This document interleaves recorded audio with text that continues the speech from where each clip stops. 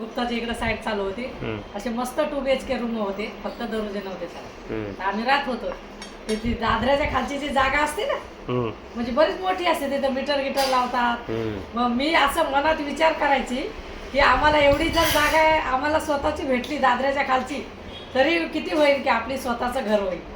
म्हणजे मी मनात विचार करायचे आपल्याला एवढी जरी स्वतःची जागा भेटली तर आम्ही तेवढ्या जागेत राहू म्हणून. कधीची गोष्ट?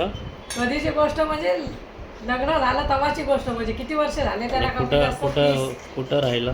इथं गुप्ताच्या याच्या जीवदानीच्या पायरीच्या खाली पप्पाची साईड चालू होती ना, तिकडे जीवदानीच्या रोडला पप्पाचे पूर्ण त्या बिल्डिंगचे काम चालू होते. जस्ट लग्न करून आले तेव्हा त्याच बिल्डिंग मध्ये मला आणलं होतं. राहायला तर रूमच. तुम्ही कुठं राहत होते? कुठं राहत? ते लोक ते साईटवर. साईटवर राहायला द्यायचे ना ते लोक. चांगल्या रूम द्यायचे, पण त्याला असं कलर केलेला नाही. कम्प्लीट झालं की इकून द्यायचे ना. मग अगोदर आम्हाला मी नेहमी बघायची ते दादऱ्याखालची जागा ना, आम्हाला जर एवढी स्वतःची भेटली तर किती चांगलं होईल. बघ स्वप्न म्हणजे पहिलं चंदन सारचं घर, पहिलं त्या टेलिसचं घर, मग नंतर भगवती इलाचं घर, मग आता लेखाने आता एवढं मोठं घर. म्हणजे स्वप्न एक. कसा आहे प्रवास? एकदम व्यवस्थित चाललाय आतापर्यंत तर व्यवस्थित चाललाय. आनंदी आहे का? काय पाहिजे अजून? काय नाही पाहिजे. काय नाही?